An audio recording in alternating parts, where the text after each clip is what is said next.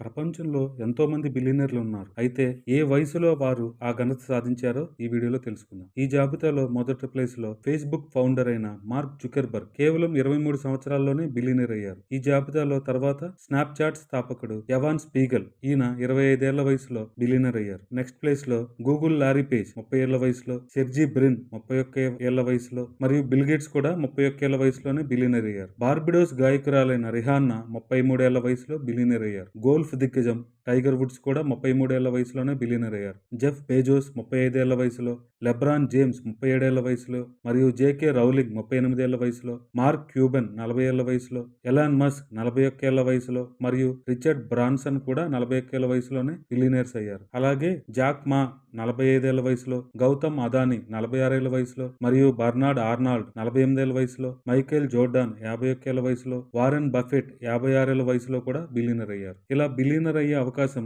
ఎవరికైనా ఉంది. కష్టపడితే మీరే నెక్స్ట్ బిలియనర్ అవ్వచ్చేమో. ఈ వీడియోలో మీ ఫేవరెట్ బిలియనర్ ఎవరో కమెంట్ చేయండి.